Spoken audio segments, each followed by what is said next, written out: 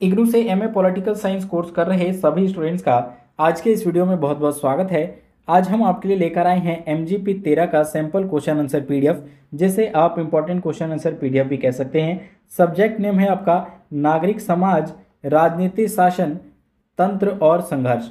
तो इसका हम इंपॉर्टेंट क्वेश्चन आंसर पीडीएफ देखेंगे जो कि आपके एग्जाम के लिए बहुत इंपॉर्टेंट हो सकता है।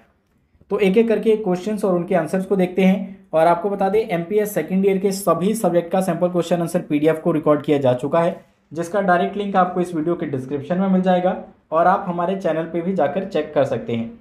इस पीडीएफ में हम आपके लिए 3 जो है सेट लेकर आए हैं। एक सेट में 10 क्वेश्चन आंसर देखने को मिलेंगे। टोटल आपको 30 क्वेश्चन विद आंसर दिया जा रहा है और इतना कंटेंट भी अगर आप पढ़ लेते हैं तो आप एग्जाम अच्छे से अपना क्लियर कर पाएंगे। सबसे पहला क्वेश्चन है आपका, नागरिक समाज की अवधारणा से आप क्या समझते हैं? इसकी प्रकृति और क्षेत्राधिकार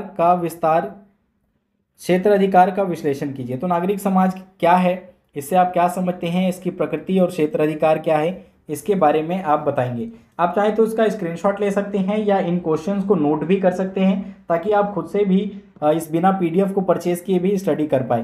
क्वेश्चन सेकंड हो सकता है आपका, राजनीतिक शासन तंत्रों के कौन से विभिन्न प्रकार है? तो राजनीतिक शासन तंत्र के बारे में बताना है, विभिन्न प्रकार के बारे में। तो राजनीतिक देखिए जो तंत्र है इसमें सबसे पहले तो आप लोकतंत्र का जिक्र करेंगे।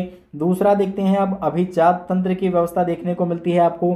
तीसरा राजतंत्र की, जो कि बहुत सारे अधिकतर देशों में अब राजतंत्र समाप्त हो चुका है, हालांकि कुछ छोटे देशों में अभी भी बचे हुए हैं। इसके अलावा तानाशाही व्यवस्था देखने को मिलती है जहाँ पे सेना के द्वारा प्रभुत्व किया जाता है या फिर किसी एक व्यक्ति के द्वारा शासन किया जाता है। एक तंत्र का जिक्र कर सकते हैं आप, ठीक है। तो ये सारे आप बताएंगे इसमें। क्वेश्चन 3 हो सकता है आपका, महात्मा गांधी ने अहिंसात्मक विरोध को सत्याग्रह कहा। विरोध और आपत्ति समाज में सकारात्मक परिवर्तन कैसे लाते हैं?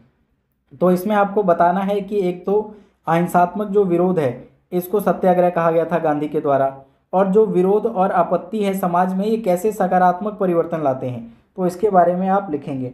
क्वेश्चन 4 हो सकता है आपका, सत्तावादी शक्ति के विरुद्ध लड़ने में गैर सरकारी संगठन एक महत्वपूर्ण भूमिका निभाते हैं। तो गैर सरकारी संगठन में देखिए जो भी समाज सेवी संगठन है, एनजीओ वगैरह, तो ये किस प्रकार से सत्ता के विरुद्ध लड़ने में योगदान करते हैं। जैसे कि हम बात करें भारत में समय समय पे हम पर्यावरण संबंधित आंदोलन देखने को मिलते हैं, ठीक है। अगर राज्य सरकार या केंद्र सरकार कोई गलत नीति बनाए तो उसके खिलाफ हमें आंदोलन देखने को मिलते हैं। तो इस प्रकार के तमाम आप एग्जाम्पल्स इसमें दे सकते हैं।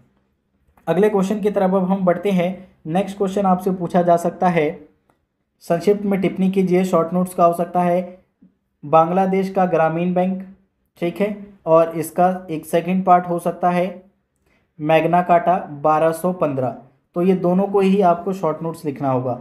क्वेश्चन 6 हो सकता है आपका, शांति की संस्कृति की अवधारणा के आरंभ को रेखांकित करें। शांति की संस्कृति के निर्माण के लिए कौन से 8 एक्शन क्षेत्र हैं? तो इसको भी आप जरूर देख लेंगे, ये भी एक इंपॉर्टेंट क्वेश्चन है। बढ़ते हैं क्वेश्चन नंबर 9 की तरफ, क्वेश्चन 7 की तरफ। क्वेश्चन 7 आपसे पूछा जा सकता है, विकेंद्रीकरण से आप क्या समझते हैं? इसकी सीमाएं और विशेषताएं बताइए। तो विकेंद्रीकरण क्या होता है, इसके क्या लाभ या दोष हैं, या इसकी क्या सीमाएं हैं और क्या विशेषताएं हैं, इसको आप लिखेंगे।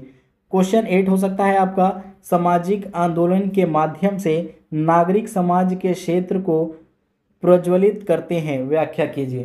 क्वेश्चन 9 हो सकता है आपका, नागरिक समाज संबंधी महात्मा गांधी एक महत्वपूर्ण शख्सियत बन गए हैं। आपके अनुसार इसके प्रति उनका क्या योगदान है? तो नागरिक समाज के बारे में गांधी जो थे उनका क्या योगदान रहा, इस बारे में आप लिखेंगे। इस सेट का अब लास्ट क्वेश्चन बचता है क्वेश्चन नंबर 10, जहां आपसे शांति शिक्षा के बारे में एक शॉर्ट नोट्स पूछा जा सकता है और दूसरा इसमें आपसे पूछा जा सकता है एनजीओस के बारे में। तो ये इस प्रकार से ही आपका सेट 1 कंप्लीट हुआ।